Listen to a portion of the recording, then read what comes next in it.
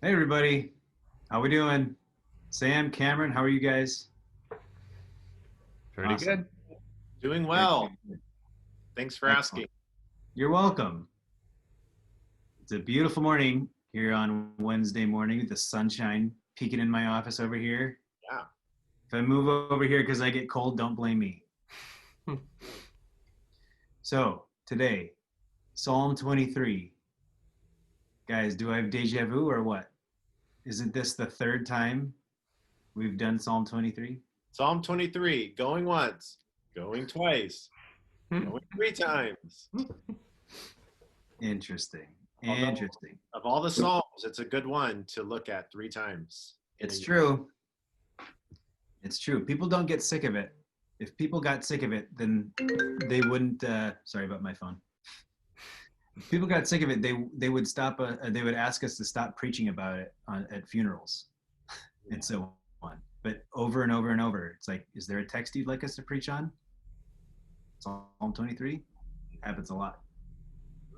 All right, Sam, you want to read it for us? Yes, this will be familiar to many of you. Psalm 23, the Lord is my shepherd. I lack nothing. He makes me lie down in green pastures. He leads me beside quiet waters. He refreshes my soul. He guides me along the right paths for his name's sake. Even though I walk through the darkest valley, I will fear no evil, for you are with me. Your rod and your staff, they comfort me.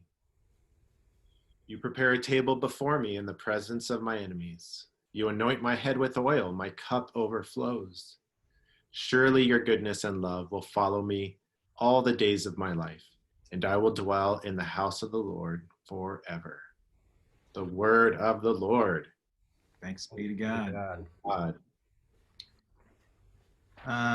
So the prescript to this psalm just says it's a psalm of David. Traditionally, it's understood that David wrote this psalm later in his life, kind of after he had been through most of the challenging things that God led him through.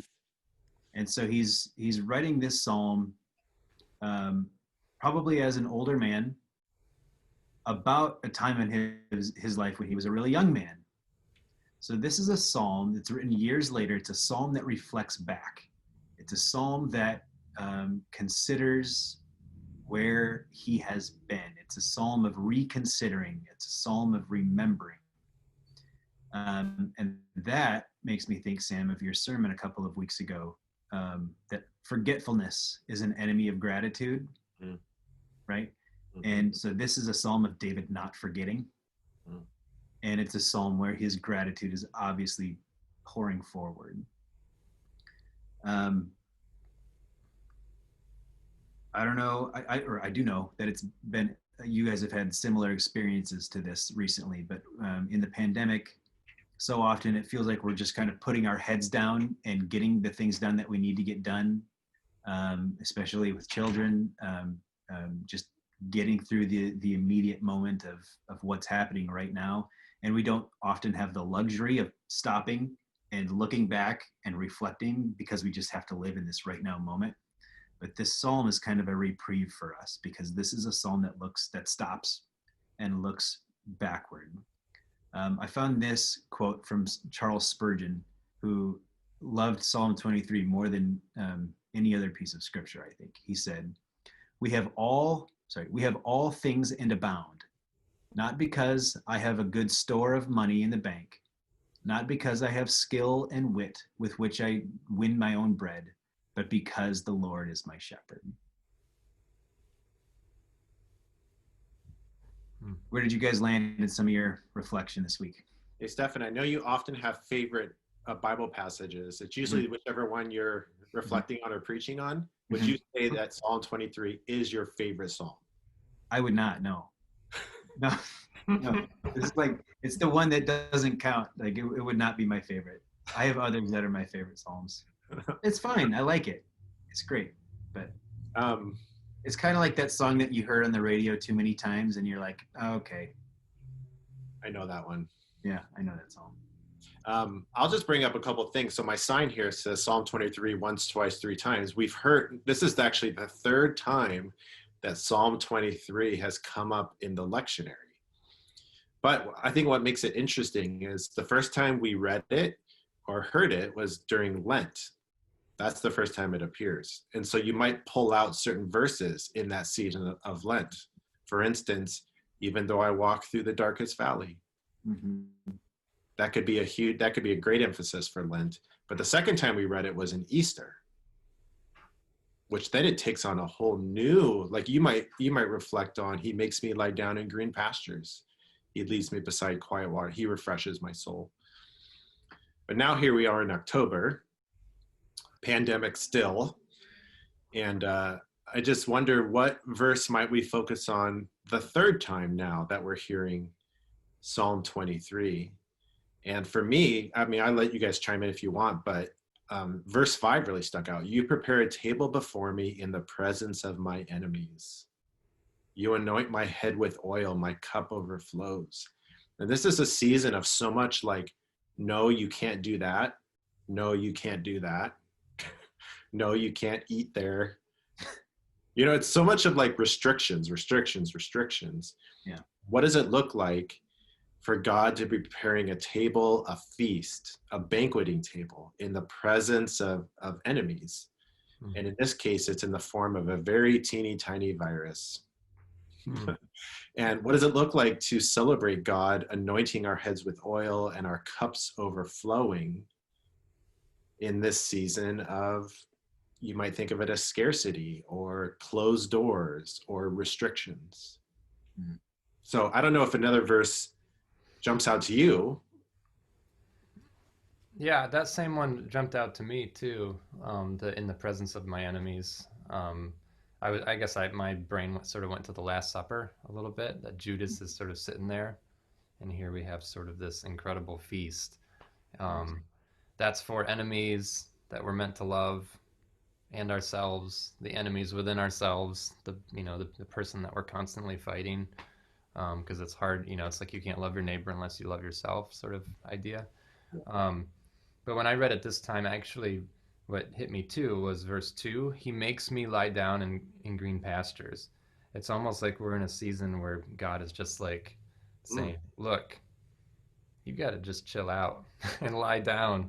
I know you want to like be busy and just like spin your wheels, but I'm literally making you lie down here. And if you will like allow me to be your green pasture, your place of restoration and peace, and we don't want to be forced to have to lie down a lot of times. Mm-hmm. And so I think that really sort of stuck out this time. As I think about ordinary time, I think about like the color green because that's the liturgical color. So I think about growth. I think about sanctification. I think about the work of the Spirit. So that kind of makes me think of the last verse, verse 6. Surely your goodness and love will follow me all the days of my life, and I will dwell in the house of the Lord forever. And getting back to my first point, that's a verse that you can only write like after you've been through it, right? After you've lived a hard life, after you've learned a lot of lessons the hard way, as David did, my goodness. So for him to look back on his life as a boy, the boy who was the shepherd never could have written that verse. Never could have written that verse. It takes an old man reflecting on his life and God's goodness throughout his life to say, surely your goodness and love will follow me all the days of my life. Shepherd boys can't see that yet, but old men can. And I will dwell in the house of the Lord forever. Mm-hmm. Cameron, when it comes to a musical setting, for the first 2 times, did you do a different version of Psalm 23? I can't remember the first time that it came up. Were we doing the Psalm reflection yet? Because I think we've only done it once. Okay, so the first time we did it was probably Easter. Yeah. If I remember, if my memory serves me well, I've only sung it once.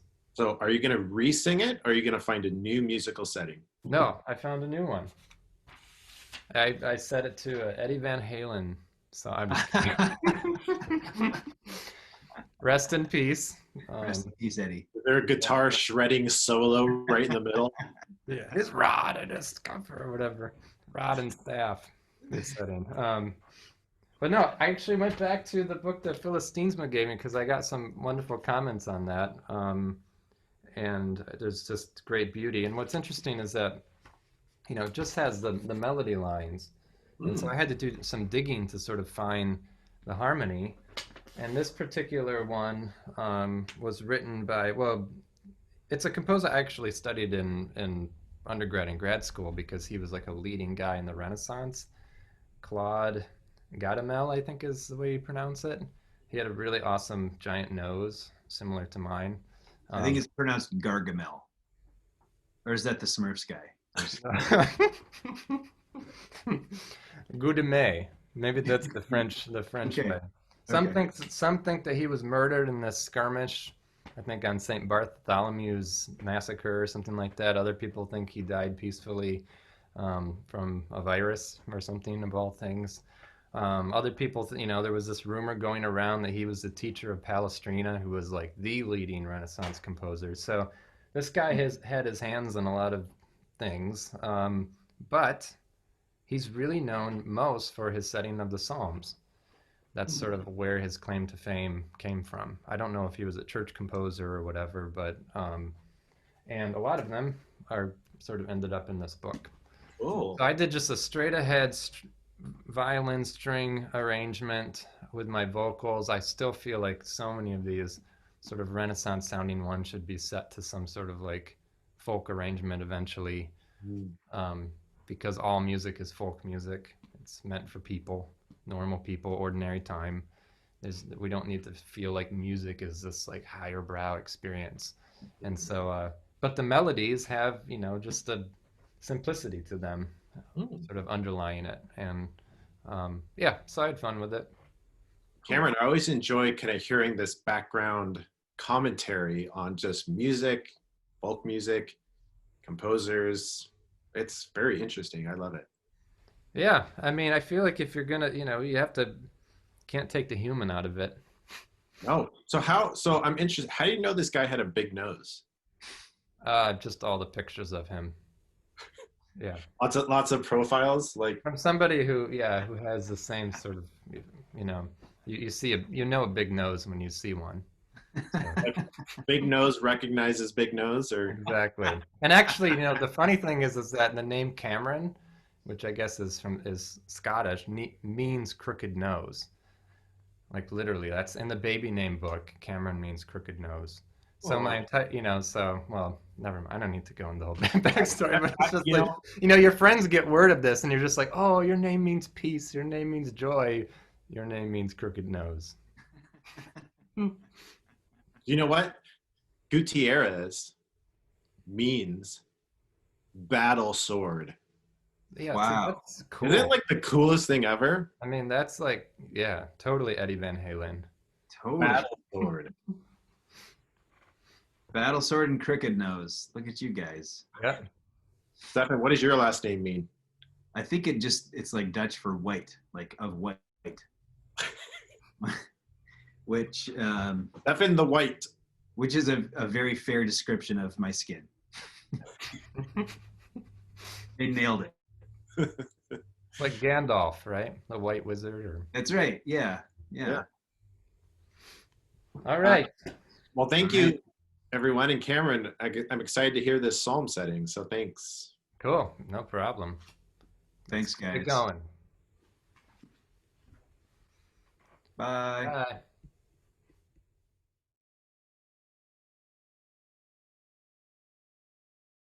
The Lord my shepherd in his love defends me. I shall not want. In pastures green he tends me. Makes me lie down, his care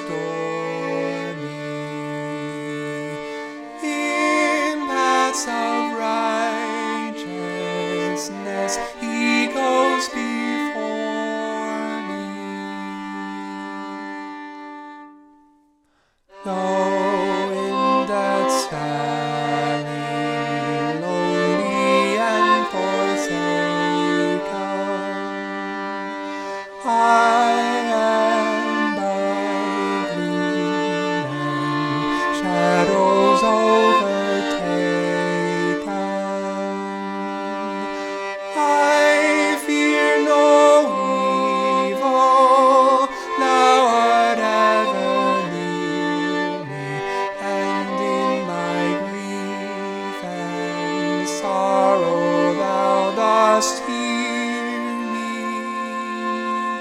Thy rod and staff, O God of my salvation, shall comfort me in all my tribulation.